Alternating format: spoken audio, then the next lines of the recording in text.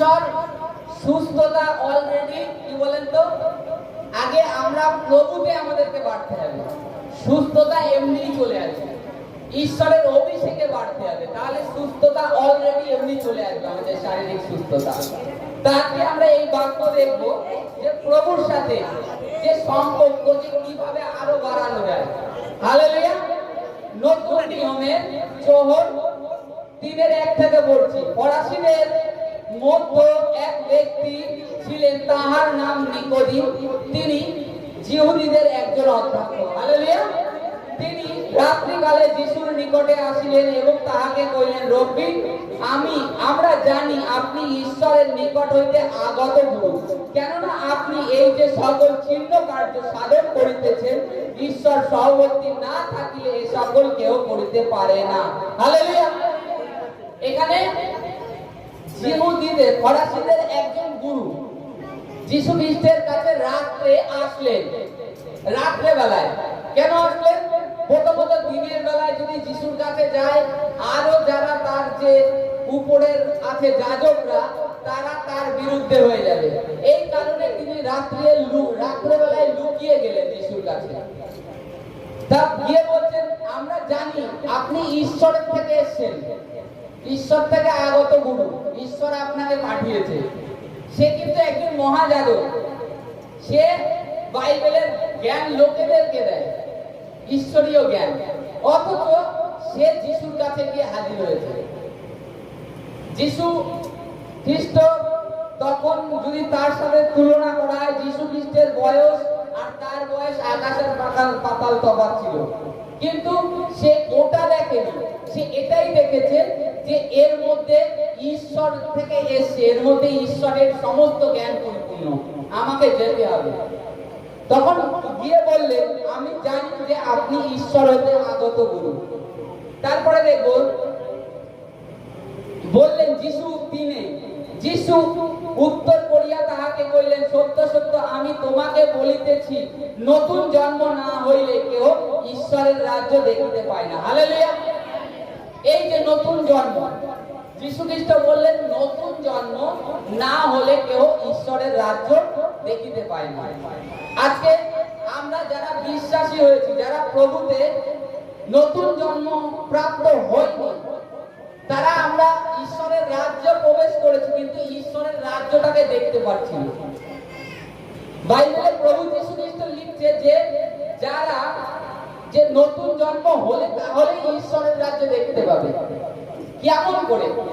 প্রথমত আপনি যারা বিশ্বাসী হয়েছে, নতুন বাপ্তিজম নিনি, যিশু খ্রিস্টের নতুন জন্ম নিনি, তাদের জন্য তারা কি, তারা যখনই প্রার্থনা করছে, একটা যে মনের মধ্যে ভয় যে আমি প্রার্থনা করছি উত্তর পাবো কিনা, এই যে ভয়, ঈশ্বরের সাথে যে সম্পর্ক সেটা সঠিকভাবে হচ্ছে না, এই কারণে নতুন জন্মের প্রয়োজন আছে। আর যখনই আপনি নতুন জন্ম প্রভু যিশুতে ডুব দেবেন, তখনই আপনার সঙ্গে ঈশ্বরের একটা সম্পর্ক জুড়ে গেল।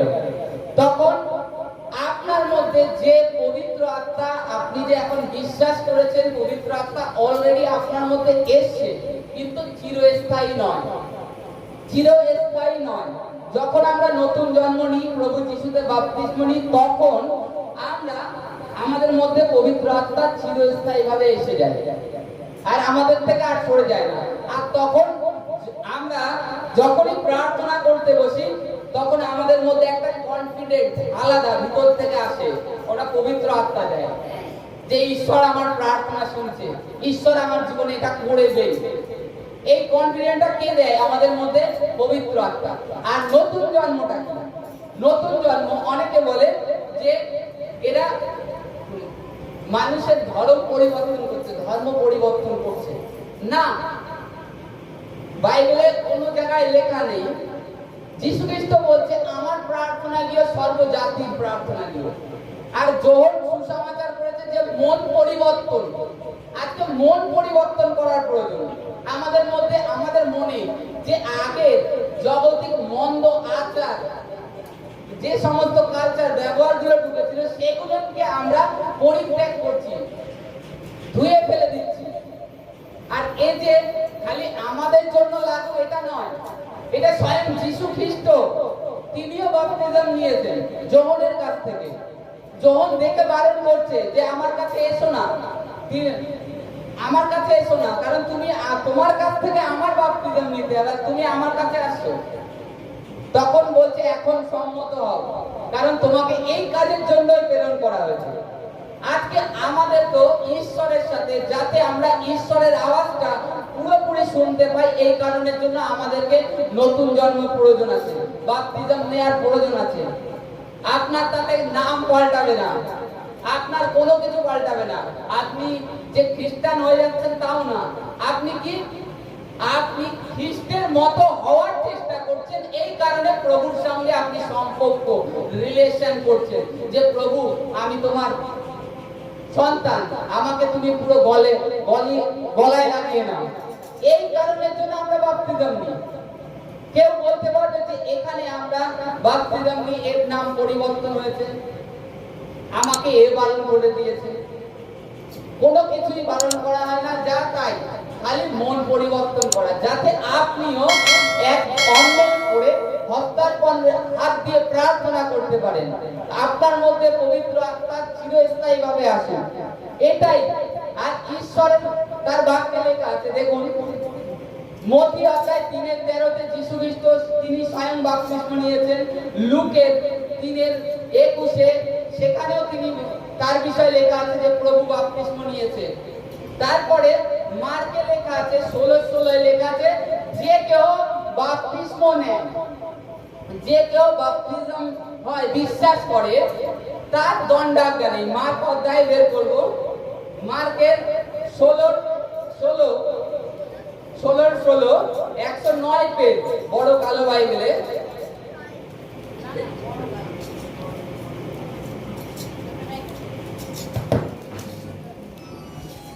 বাপ্তাইজিত হয় সে পরিত্রাণ পাইবে, কিন্তু যে অবিশ্বাস করে তাহার দণ্ডাজ্ঞা করা যাইবে। হালেলুয়া। যে বিশ্বাস করে আর বাপ্তাইজিত হয় তার প্রতি কোনো দণ্ডাজ্ঞা নেই, কোনো শাস্তি নেই, তার কোনো পাপটাকে গণনা করা যাবে না। যে বিশ্বাস করবে আর বাপ্তাইজিত হবে, এই যে বিশ্বাস করবে। আজকে এই কারণের জন্য আমাদেরকে বাপ্তিজমের প্রয়োজন আছে, নতুন জন্মের প্রয়োজন আছে। তাহলে আমরা ঈশ্বরের আওয়াজটাকে ক্লিয়ার শুনতে পাবো। তারপরে আমরা যদি যাই প্রভুর বাক্যে প্রেরিত অধ্যায় 2:38 239 পেজ, প্রেরিতের 239 পেজে দেখেন কি বলছে। 239 পেজে 38 বলছে, তখন পিতর তাহাদিগকে কহিলেন মন ফিরাও এবং তোমরা প্রত্যেকজন তোমাদের পাপ মোচনের নিমিত্ত যীশু খ্রিস্টের নামে বাপ্তাইজিত হও, তাহা হইলে পবিত্র আত্মার রূপ প্রাপ্ত হইবে। হালেলুয়া। কি বলছেন? পবিত্র আত্মার দান পাবে, তোমাদের মধ্যে চিরস্থায়ী হবে, পবিত্র আত্মা তোমাদের মধ্যে আসবে। প্রেরিত অধ্যায়ে লেখা আছে। আজকে প্রত্যেকটা যারা বিশ্বাস করছি, প্রার্থনায় আসছি, প্রত্যেকে যে নতুন আমরা যারা আছি, খালি প্রার্থনায় আসলাম, সুস্থ হয়ে গেলাম। সুস্থতা তো ঈশ্বর এমনি অলরেডি আপনার জন্য রেখে দিয়েছে, কারণ আপনাকে ঈশ্বর ভালোবাসে। যোহন 3:16 লেখা আছে ঈশ্বর জগৎকে প্রেম করেছেন, তার একমাত্র পুত্রকে দান করলেন। জগৎকে কেন প্রেম করলেন ঈশ্বর? আমাদের মতন, আপনাদের মতন সন্তানদের যাতে বাঁচাতে পারে, রক্ষা করতে পারে, আর একটাও আত্মা যাতে নষ্ট না হয়, এই কারণের জন্য ঈশ্বর তার পুত্রকে পাঠিয়ে দিলেন। সে আমাদের পাপটাকে বহন করে নিয়ে গেল। আর আমাদেরকে বিশ্বাস করে, প্রভু যিশুকে বিশ্বাস করতে হবে, বিশ্বাস করে নতুন জন্ম নিতে হবে। তাহলে আমরা এই যে অনুগ্রহ, পবিত্র আত্মার অনুগ্রহ, আগে আমরা অ্যাকচুয়ালি ঈশ্বরকে এখনো যে মুসলিম যেটা বলে, তারা ঈশ্বরের দাস, আর তারা বলে যেটা আল্লাহর দাস। তারা সকলে আল্লাহর হয়ে কাজ করছে, দাস চাকর, নিজেদেরকে চাকর ফিল করে। আপনি দেখবেন অনেক সুসমাচারে, আমি নিজে দেখেছি, তারা নিজেরা চাকর বলে। কিন্তু আমরা এখানে বলি আমরা ঈশ্বরের সন্তান। কেন বলি? কারণ বাইবেলে সেই অধিকার প্রভু যীশু খ্রিস্ট আমাদেরকে দিয়ে গেছে। যীশু খ্রিস্টের মাধ্যমে আমি ঈশ্বরকে পিতা বলতে পারছি, যীশু খ্রিস্টের মাধ্যমে। আজকে এই কারণে আমাদেরকে বাপ্তিস্ম নেওয়ার প্রয়োজন আছে, আমাদের নতুন জন্মের প্রয়োজন আছে। প্রেরিতের 9 পরে প্রেরিতের 8:35 যাব, সেখানেও দেখুন কি বলছে। 8:36 বলছে, 35 থেকে বলছি, তখন ফিলিপ মুখ খুলিয়া শাস্ত্রের সেই বচন হইতে আরম্ভ করিয়া তাহার কাছে যিশুর বিষয় সুসমাচার প্রচার করিলেন। পরে পথে যাইতে যাইতে তাহারা কোনো এক জলাশয়ের নিকটে উপস্থিত হইলেন। তখন নপুংসক কইলেন, এই দেখুন জল আছে, আমার বাপ্তাইজিত হইবার বাধা কি? হালেলুয়া। এই যে নপুংসক ছিলেন কে? কান্দাকি রানী, মানে এক রানীর মন্ত্রী ছিলেন, তিনি নপুংসক, যাকে বলে এক কথায় হিজড়া। তিনি যিশায়া ভগবানী গ্রন্থ পড়তে পড়তে আসছিলেন রথে করে, জেরুসালেম মন্দিরে এসেছিলেন ঈশ্বরের ভজনা করতে। তখন যিশায়া ভগবানীর গ্রন্থটাকে পাঠ করছিলেন, 53 অধ্যায় পড়ছিলেন। যে পড়ছিলেন তিনি আমাদের অধর্মের নিমিত্ত বিদ্ধ হলেন, আমাদের অপরাধের জন্য চূর্ণ হলেন, আর আমাদের শান্তিজনক শাস্তি তাহার উপরে আসলো, আর তার ক্ষত দ্বারা আমরা আরোগ্য লাভ করলাম। এটা যখন পড়ছিলেন তখন এই ফিলিপ এই সুসমাচার শুনিয়েছিলেন, কারণ পবিত্র আত্মা ফিলিপকে পাঠিয়েছিলেন যে তুমি যাও রথের পিছনে দৌড়ো। সে কি করলো? রথের পিছনে দৌড়ালে তখন শুনছে এই যিশায়া ভগবানের এই অধ্যায় পাঠ করছে। তখন বলছে, তুমি যে এই অধ্যায়টা পাঠ করছো এর মানে কি বুঝছো? বলছে, না, কেউ যদি আমাকে বুঝিয়ে দেয় তাহলেই আমি বুঝবো, না কি করে বুঝবো? তখন বলছে, তাহলে তুমি বলে আসো, আমাকে বুঝিয়ে দাও। ওই নপুংসক বলছে, আমাকে বুঝিয়ে দাও, আমি জানতে চাই ভগবাদী কার বিষয়ে কথা বলছে। তখন সে কি করলো? উঠে গিয়ে যীশু খ্রিস্টের বিষয় সমস্ত বৃত্তান্ত তাকে বুঝিয়ে দিল। তখন সে রথে থাকতে থাকতে দেখছে পাশেই জল রয়েছে, একটা পুকুর রয়েছে। রথকে থামাতে বলে বলছে, এই যে জল আছে, এখন আমাকে বাপ্তিস্ম দাও, আমারও নতুন জন্মের প্রয়োজন আছে, আমারও উদ্ধারের প্রয়োজন আছে। আজকে আমরাও যখন বিশ্বাসীরা জেনে গেছি প্রভু যিশুকে মুক্তিদাতা, আমাদেরকেও বাপ্তিস্মের প্রয়োজন আছে। আজকে নপুংসক আর দ্বিতীয়বার ভাবেনি, কারণ সে এটাই ভেবেছে যীশু খ্রিস্ট যে যার বিষয় ভাববাদী বলে গেছে, তার বিষয় কথিত বাক্য, তাকে যদি আমি গ্রহণ না করি তাহলে আমার স্বর্গে কোনো স্থান নেই। কোনো ধর্মকর্ম আমি যা করি, যত পুণ্যর কাজ করি, আমার কোনো লাভ নেই। এই কারণে নপুংসক শিগগিরই পাশে জল দেখে সে বাপ্তিস্ম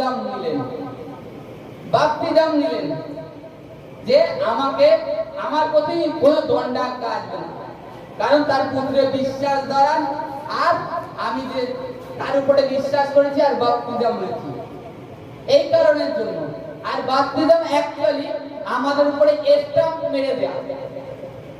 এটা জগতে মারে না, খাতা কলমে মারা হয় না, এটা স্বর্গরাজ্যের জীবন পুস্তকে মারা হয়, জীবন পুস্তকে মারা হয়ে যায়। আর আমাদের প্রত্যেক বিশ্বাসী, আজকে নিকোদিম যিনি বয়স্ক, তিনি এসে জিজ্ঞেস করছিলেন যীশু খ্রিস্টের কাছে নতুন জন্মর বিষয়। তখন যীশু খ্রিস্ট বললেন, নতুন জন্ম না হলে কেউ ঈশ্বরের রাজ্য দেখতে পায় না। আজকে আমাদের প্রত্যেকের যারা নতুন বিশ্বাসী হয়েছি, নতুন জন্মের প্রয়োজন আছে। আজকে প্রভু অনেকে ভাবে এরা রুটি আর ওই যে আঙুর ফলের রসটা খায়, অনেক জায়গায় তো বলে ওরা ওয়াইন খায় ডাইরেক্ট, কিন্তু ওটা নয়, এটা আমরা কি উদ্দেশ্যে খাই? প্রভুর আগমনের জন্য, সেই প্রভুর স্মরণে খাই, তার রক্ত আর তার শরীরের মাংস হিসাবে ওটাকে গ্রহণ করা হয়। আমাদের এখানে মাসে মাসে একবার দেয়া হয়, সপ্তাহ প্রথমে, কিন্তু অন্য অন্য জায়গায় প্রত্যেক সপ্তাহে দেয়, প্রত্যেক সপ্তাহে দেয়া হয়। তখন যারা এখানে যারা প্রভুতে অলরেডি বাপ্তিজম নিয়ে নিয়েছে তারা নেবে, আর পাশে আরেকজন দেখবে যে এক সময় যে আমি কেন পারলাম না, আমাকে কেন দিচ্ছে না, এটা ভাবনা আসে। আর ওইটাই নিতে গেলে আমাদের এখানে যেটা আমাদের প্রথম থেকে আমাদের কমিশন নিয়ম যে যারা বাপ্তিজম হয় তারাই। আর আমরা যদি বাইবেলে দেখি প্রভু যীশু খ্রিস্টের 12 জন শিষ্য যাদেরকে প্রভু যীশু খ্রিস্ট মনোনীত করেছিল তাদেরকে রুটি দিয়ে বলেছিল আমার শরীর, আর দ্রাক্ষারস দিয়ে বলেছিল এটা আমার রক্ত, স্মরণ করে খেও। তা আজকে ওইটা নিতে গেলে আমাদেরকে আগে বাপ্তিজমের প্রয়োজন আছে, নতুন জন্মের প্রয়োজন আছে। আর সেটা আমাদের এখানে দেয়া হয় 25শে ডিসেম্বর, 24শে ডিসেম্বরের দিন। আমাদের এখানে যারা প্রভুকে গ্রহণ করতে আপনাদের জীবনে মুক্তিদাতা হিসাবে, উদ্ধারকর্তা হিসাবে গ্রহণ করার জন্য, কিংবা ঈশ্বরের সাথে অনন্ত জীবন কাটানোর জন্য রাজি আছেন, প্রার্থনায় আসেন, তাহলে অবশ্যই প্রস্তুত থাকবেন প্রত্যেকে যে আমি যেন এবার আমি ঈশ্বরের সন্তান হয়ে যেতে পারি। অলরেডি ঈশ্বরের সন্তান হয়ে গেছেন বিশ্বাসের দরুন, কিন্তু আপনার যে প্রার্থনা এখনো আপনার মধ্যে সংকোচ দিয়ে দেয় শয়তান, তার থেকে আপনাকে বেরোনোর জন্য নতুন জন্মের প্রয়োজন আছে। এতে কোনো কিছু প্রয়োজন নেই, আদার্স কে কি বললো দেখে লাভ নেই।